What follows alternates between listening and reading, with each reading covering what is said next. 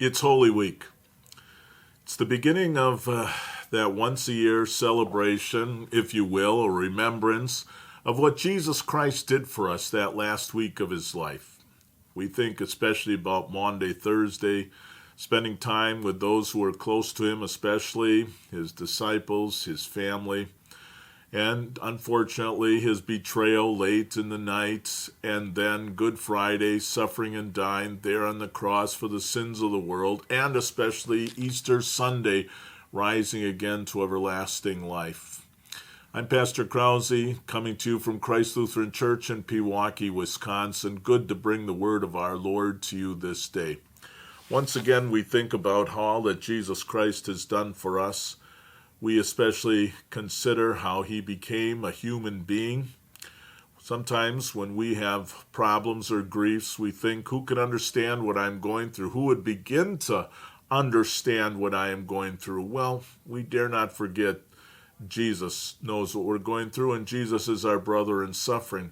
He is the one who, especially this last week of his life, experienced isolation, betrayal, torment, pain, suffering, and yet he did this all for us.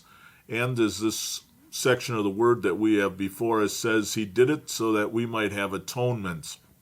What does atonement mean?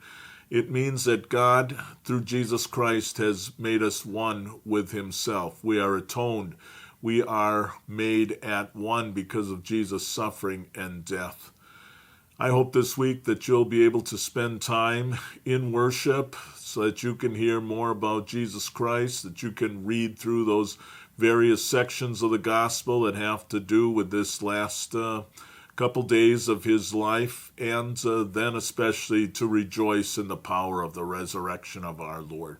We're going to be reading a section taken from Hebrews chapter 2. We'll be reading verses 14 to 18, where it speaks about how Jesus did not become an angel. He became a human being like one of us, and we see especially how this is played out during this Holy Week.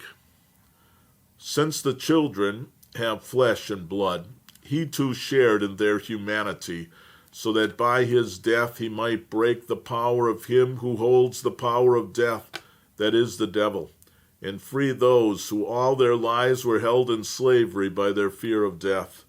For surely it is not angels he helps, but Abraham's descendants. For this reason he had to be made like them, fully human in every way, in order that he might become a merciful and faithful high priest in service to God, and that he might make atonement for the sins of the people, because he himself suffered when he was tempted. He is able to help those who are being tempted. God bless you today and this Holy Week.